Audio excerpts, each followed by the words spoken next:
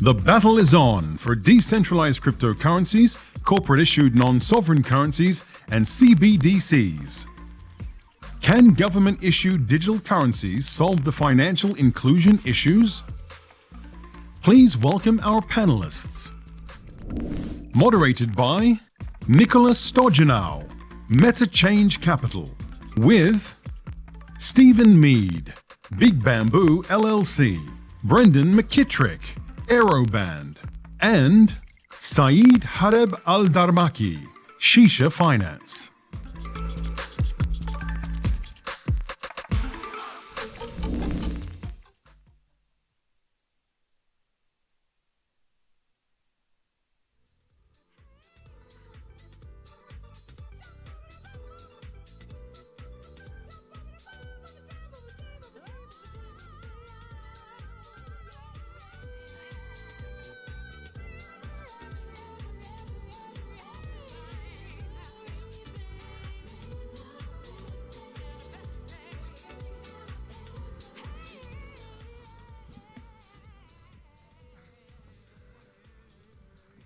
Let's see if the mic is on. Yes, apologies for the little delay. We had some technical issues, but they're now taken care of.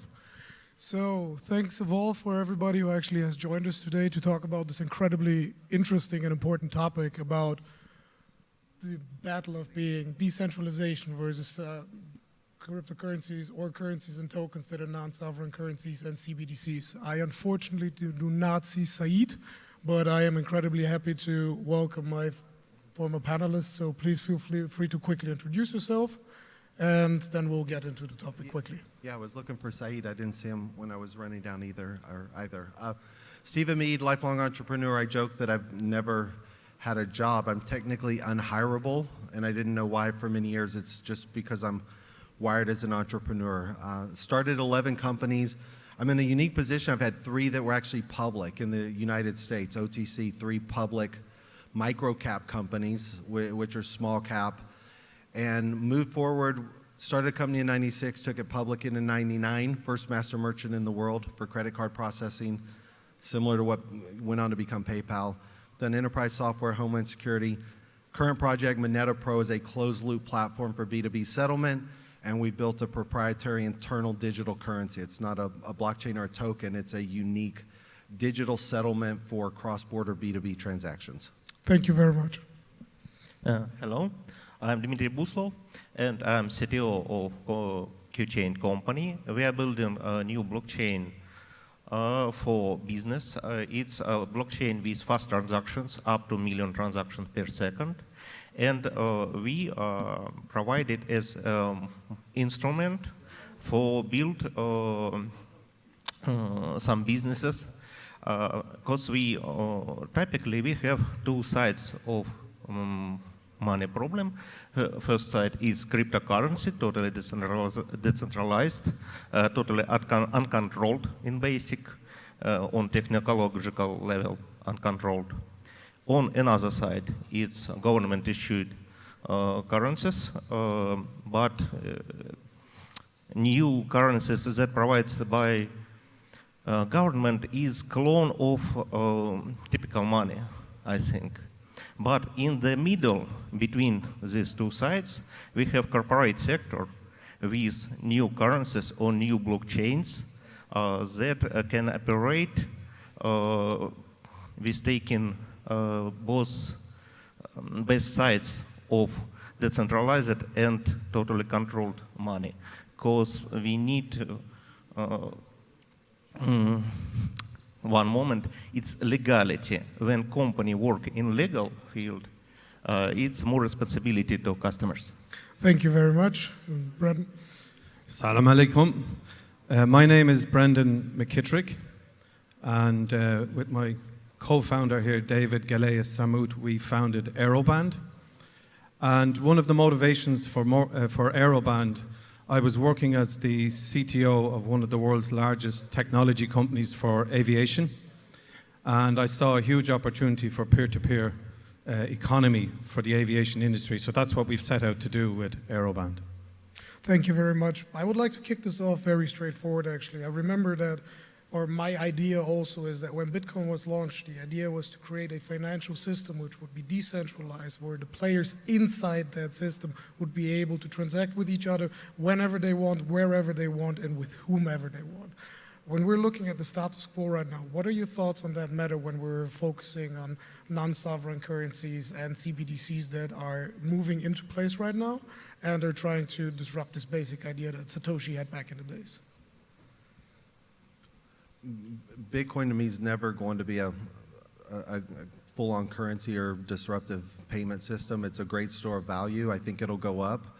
The central bank digital... No financial advice, right? No, and we all have our own opinions, and don't always look at me. The joke is people go, "Oh, Stephen, do you regret not buying Bitcoin earlier?" And Alex Lightman, who's here, Mike Kostash, a bunch of us were introduced to it in 2010, 2011. I bought 1,000 Bitcoin when it was $3, so I don't regret buying it early, but I regret selling it at $5.50. You know, so I don't regret not buying it, but the sell part always got me in retrospect. To me, they're distinctively different. The central bank digital currencies are really, if I wire transfer money, it still goes through the legacy architecture, SWIFT, FedWire, ACH. Even though it's digital money, it still moves through legacy architecture. Digital settlement or digital dollars, again, I'm referencing Alex, he's got a talk around digital dollars. I think digital dollars are a much easier settlement item, whether I'm sending you dollars directly or whether I have fiat in my Wells Fargo account, I convert down to a Wells Fargo digital token, send it to JP Morgan, it converts to a JP Morgan stable token, and you convert it to fiat. Digital settlement for banks is much more efficient.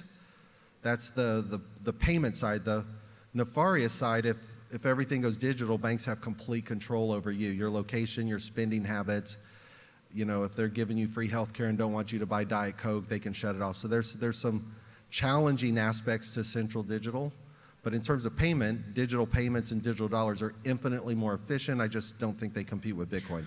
Brendan, don't you think that, you know, like for the small added value, it is an incredibly high price to pay when CBDCs do actually have the opportunity to sanction a person's or a business's transactions and to monitor them? Is that for me? Yes. Okay. I think there's definitely a battleground. I think in terms of Bitcoin, just to set the sort of scenario, for me it's the Pandora's box. Bitcoin is out of the bag and can never be put back in again. No matter what they do, it's in the field. It can't be reversed. And I think there's a lot of panic reaction from central banks. Going digital was accelerated by the success of crypto.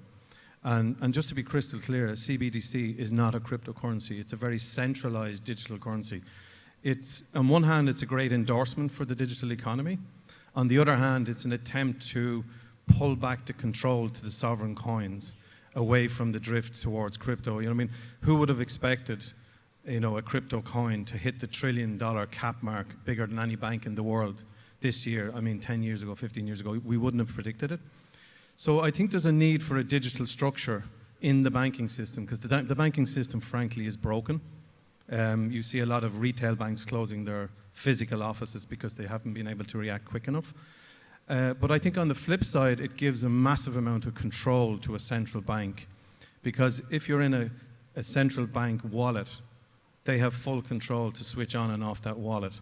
And I think that's the downside that we have to be very cautious. I would like to follow this up with one more question on the topic. I mean, you have been in IT forever, and you have controlled technological companies for a while.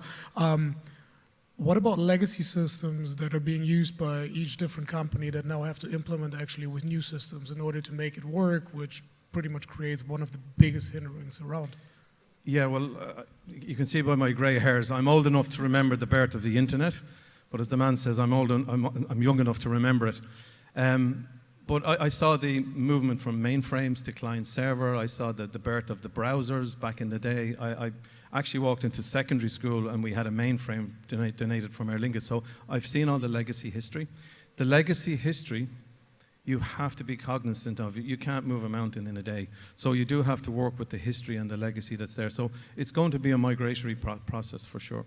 Okay. So in this case, the question for you is, when we're looking at corporate non-sovereign currencies that are pretty much in the middle of it, and we're looking at what they have chosen when it comes to baseline protocols like Ripple or any other Casper Labs or whatever else, in comparison to decentralized infrastructures like Eternity, Tezos, and other blockchains, why choose a centralized system over a decentralized system when they have proven to be quite robust today? When we build in some new system, in this case, I talk a few words about ecosystems on cryptocurrencies that working on these monies. We need to put together a few parts. First part is some community that work in this idea, is this field. Now it's a cryptocurrency field. We need some legality, because totally decentralized, totally uncontrolled systems, not all people ready to work with it.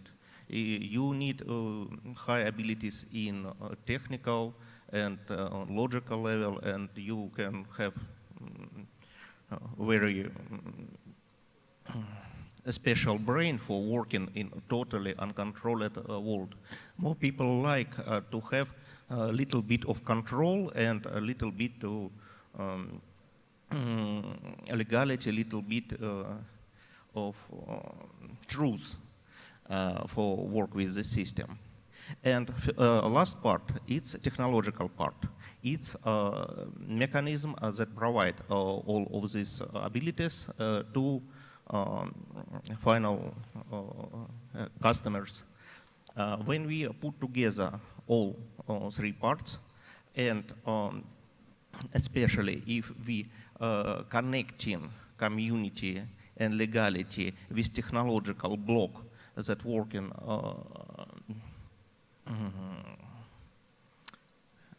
that provides this connection by technology, then we have a stable, long working system with, and if we add one more thing, it's a multi-level marketing. It's not about pyramids, it's about different rules on each level. And when we put this one more thing into the system, we provide money to all people, and it really works. I think we can build systems based on these rules, and it's be stable, long time systems. Okay, thank you very much. Stephen, I would like to drill down a little bit more on that topic which we discussed earlier. Do you think that in the base idea of decentralization, looking now at CBDCs, don't you think that there is a huge problem with the opportunity of sanction and taxation of individual transactions? Like for me, this sounds incredibly horrible that I would not be able to go out and buy a Diet Coke because somebody has decided that Diet Coke's not good. The trade-off is always control versus freedom. Exactly. You know, if you're doing bank transactions, if you're doing B2B, you know, if you have, we just had a cyber attack in Barcelona and lost a considerable amount of money because of some decentralized wallets that had no control points. So the trade-off of things that are, and I don't like the term centralized any more than I don't like blockchain. People say, are you a blockchain company? I say, are you an internet company because you have a website? You know, but there's benefits to having structure, there's benefits to having legitimacy, there's benefits to having onboarding, especially if you're in the business side. If you're retail and consumer, I'm all for decentralized transparency. If I want to send money to a friend of mine, it's fine. But when you start talking about multi-million-dollar transactions, there's some benefit to control points. There's benefit to centralization. There's benefits to legality. But with that comes some of the constraints. But you also have that in the banking system. Mm-hmm. What do you think, Brendan? Well, I think, as I mentioned in the opening, there's a battlefield, and I think the battlefield is going to be between Chinese digital currency and the fate of the US dollar. We had a previous speaker here, and he showed the scam coin, and he showed how the scam coin graph, you know, panned out and how it shot up in terms of issuance. And he said, by the way, this is actually the graph for the US dollar. So it was very shocking. I've seen that graph. We It's bought incredible. into it, you know. So look, China is 20% of the gross domestic product of the world, and yet only 2% of the currency traded is Chinese, the renminbi. But the reality is most of the factory of the world is China, and most of the trading is done in dollar. Now, if they introduce a digital wallet to every trader who trades in and out of China, that moves that 75% of all of their trading into their own digital currency. And that's a big change. That's a big change. So I think this is huge. This is absolutely huge. And I think the central bank digital currencies, if they're imposed in each sovereign state, and that's the big advantage they have because they own that space, what's the role of the bank? Is my wallet directly with the central bank, or is it with my local bank? Can I move my money now out of my digital wallet from the central bank into crypto? Or will that be closed, or will that be over-regulated, or what? There's a lot of questions to be answered here, and they're fairly fundamental to the future of finance. I would agree with this, but leading this to an end, when we look at the status quo of today, when you look at decentralization towards the CBDCs and the centralizational part, where do you think this is going? Are they here to stay? Are we going to have a more decentralized aspect mixed with non-sovereign governmental coins? Are we going to go into the CBDC part? What's going to happen in the next 12 months? I would go. Do you want to go first in this case? Go ahead. The lines start getting blurry. The difference between centralized and decentralized is decentral just runs more autonomously without a bunch of employees and overhead. So you'll end up with decentralized platforms that hopefully have rule sets in them. To me, that just means it's moving more towards autonomous. If banks can save money and it's no longer centralized, but it's decentralized, meaning the rule sets are there, the smart contracts, the autonomy is there, and they can run the whole thing without people, they'll do it. You're just setting controls on a decentralized platform. I don't know that it's always going to be completely open. You can run platforms with different rule sets. The central side of banks, the banks are going to try and do it initially for efficiency of moving money. The control part, I think, is nefarious and conspiratorial, and I like that, but I think the control point for money, moving money more efficiently, is what they're going to look at with central digitals. That raises a very, very quick new question, which is, do we then need actual other banks, or is the central bank going to be enough to do all those transactions with individuals and companies? Depends on which currency. With atomic swaps, you can have a Wells Fargo token running on Ripple that sends to JP Morgan and switches to a JP Morgan token on Stellar. They're both equal $1. They're running on different blockchains, and they atomic swap through the network. There's not going to be one winner. There could be multiple winners, but the parallel of blockchain lets you swap across networks and currencies where things just, there's efficiencies that are going to come into market that we don't fully understand yet that I think are exciting for the fintech area. But that is the exciting part, so thank you very much for your answer, please. I think we need to increase interconnection with all three parts. We need a quick exchange between cryptocurrency, local business currencies or tokens or corporate currencies, and government-issued money. Because we have different people with different ideas, methods, and with different businesses, and all three needs in different parts. We need to increase speed, increase bandwidth. We need to simplify all of these parts. Okay. For me, Nicola, I think the two fundamental tenets of community are trust, or of civilization, are trust and community. And I believe the future is decentralized because it brings that. And we know how broken government can be. We know how broken banking, et cetera, can be. So I think the future, to agree with Stephen, it'll be a melange of different forms of financial instruments. It'll be decentralized and digital at the same time, digital centralized. But what I believe is the assets and the actual tokens that will endure are those which have intrinsic value. So if you're in an industry, there'll be a gravitation towards a single form of value transfer in each of the industries. But I think you have to have, so from the CBDC point of view, they have the sovereign card, so they have GDP behind them, so it's always a very strong anchor. But also the rise of crypto as a means of settlement in the decentralized economy means they are absolutely necessary. I also believe that the basic blocks of tomorrow are being built today, so I'm incredibly thankful that we had the opportunity to share our thoughts about the topic. I thank very much my panelists, and I wish everybody a successful day and a bright future, as they say. Thank you very much. All right, thank you. Thank you, Nicola.